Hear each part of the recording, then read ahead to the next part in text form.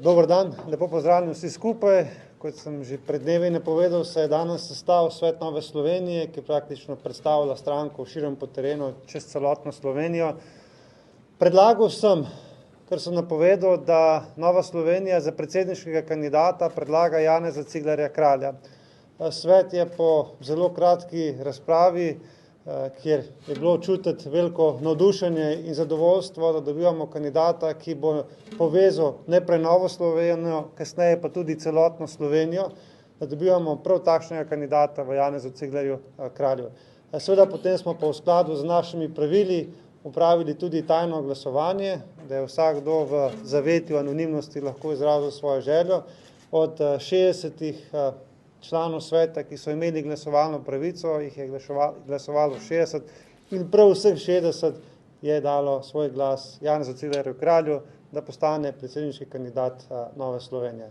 Janez, izvoli, povej, kako si zamislil vse skupaj in kakšni so tvoji načrti. Hvala lepa, predsednik. Dobro večer vsem. Najprej se zahvaljujem tebi, predsednik Matej, vodstvu Nove Slovenije in pa seveda svetu Nove Slovenije za to pravkar izraženo močno soglasno podporo. Posebej se zahvaljujem spoštovani Ljudmili Novak za res trdno izraženo podporo in tudi Lojzetu Peterletu, ki je še na dopustu, ampak mi je to posebej naročil, naj tudi njegovo podporo kot človeka in kot prvega predsednika vlade samostojne Republike Slovenije tukaj predstavim. Kandidiram zato, ker imam ljudi in Slovenijo preprosto rad. V zadnjem času so se name osebno in na številne od nas obračali ljudje z izraženo, lahko rečem, stisko, da do sedaj med kandidatkami in kandidati za predsednika republike ni človeka, za katerega bi lahko iskreno in mirno oddali svoj glas. To je bil dodaten povod, da smo se v stranki še enkrat dobro pogovorili in da sem se odločil za to kandidaturo. In hvaležen sem za to spodbudo. V predsedniški kampanji ali tekmi bom imel 3 ključne programske prioritete.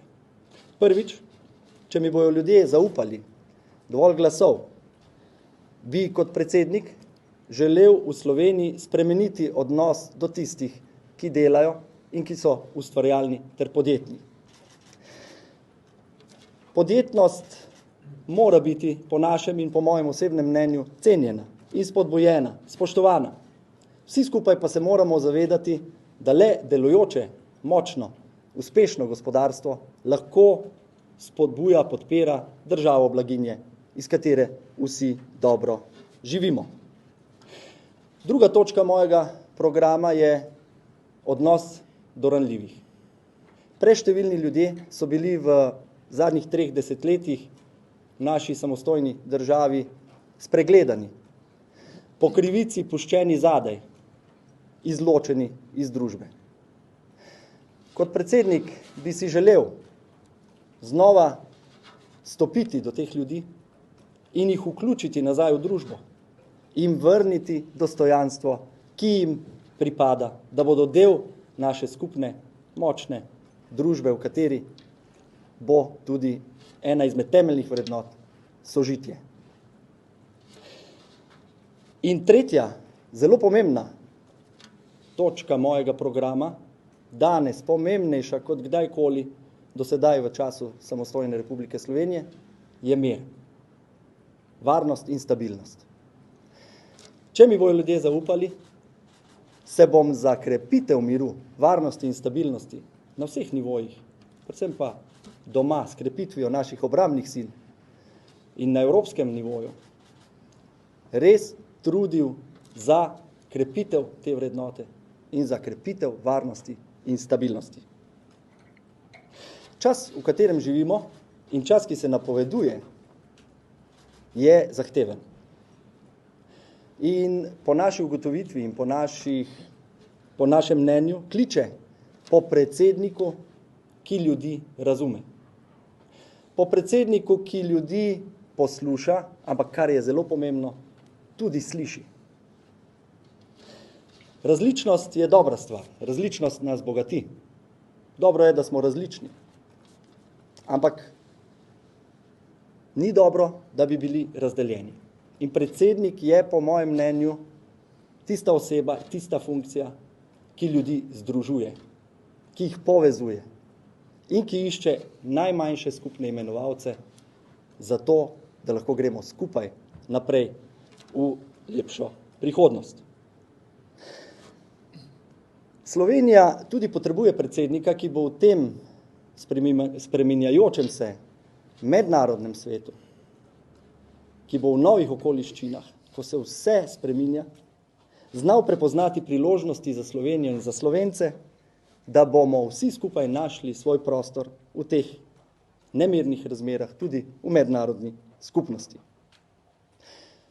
V politiko in v opravljanje funkcije si želim vnesti več človečnosti, topline, sočutja.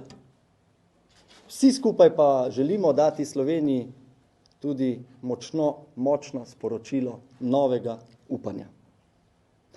V to kampanjo vstopam preprosto tak, kot sem,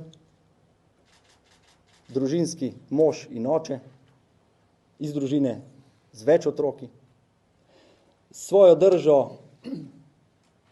človeka, ki se daje na razpolago, ki je pripravljen služiti Sloveniji in njenim državljankam in državljanom, in predvsem v drži človeka, ki si srčno želi, da bi lahko na eni strani nazaj ponovno vključili in vrnili dostojanstvo najšibkejšim in tistim, ki so odrinjeni na rob družbe, in na drugi strani razprli krila tistim, ki imajo več potencijala, ki so ustvarjalni in podjetni, da bi lahko poleteli svobodno kot ptice.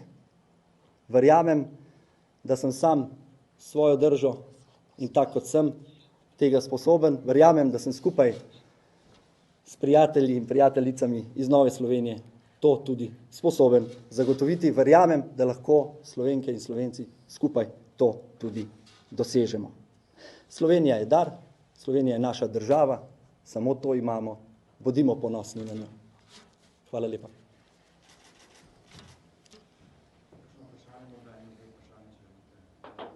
Ja, morda hvala, da škričeta. Poudarjate to povezovalnost, to poudarjate tudi dosedanji predsednik Pahor, je on tisti izmed vseh bivših predsednikov, ki vam je kot vzor, ali kaj je drug? Gospod Borut Pahor je kot predsednik opravil izjemno delo kot tisti človek in tisti predsednik Republike Slovenije, ki povezuje Slovenke in Slovence. Zato sem mu sam osebno izjemno hvaležen, tudi v Novi Sloveniji smo mu za to hvaležni. Predsednik mora, kot če hočete oče, vse svoje otroke imeti enako rad, jih spoštovati in jim dati enako dostojanstvo. Omenili ste te 3 prioritete, zdaj predsedniška funkcija ima neke omejene vzvode, kar se tiče ukrepanja. Kako ste si to zamislili, da bi si prizadevali za izboljšanje nekega odnosa do delovnih ljudi, pa socialno najšibkejših, pa tudi do zakrepitev obrambnih sil oziroma miru, varnosti?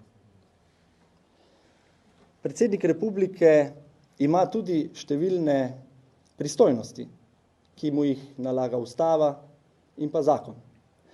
In lahko rečem, da so že nekateri drugi predsedniki pred Borutom Pahorjem, predvsem pa Borut Pahor in sam tako tudi dojemam to možnost, izkoristili te pristojnosti za to, da so premaknili konkretne stvari, ki so bile dolgo pozabljene, da so nagovorili številne ljudi, ki se do nedavna niso čutili nagovorjene. Spomnim samo recimo na Jabolko navdiha, ki nagovarja civilno družbo širom po Sloveniji in jo aktivira.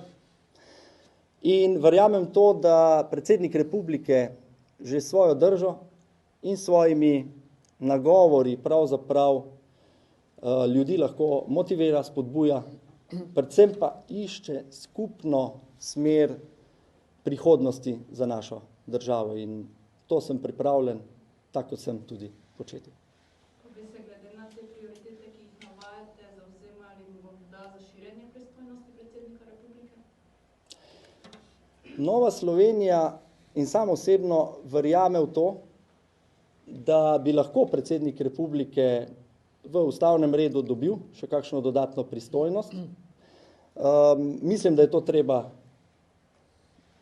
lahko rečem, pustiti v odločanje parlamentu, ki je za to pristojen.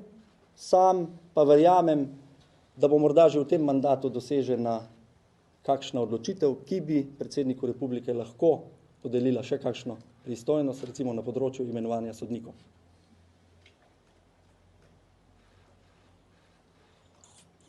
Če ni več vprašanj, najlepša hvala, da ste prišli in srečno.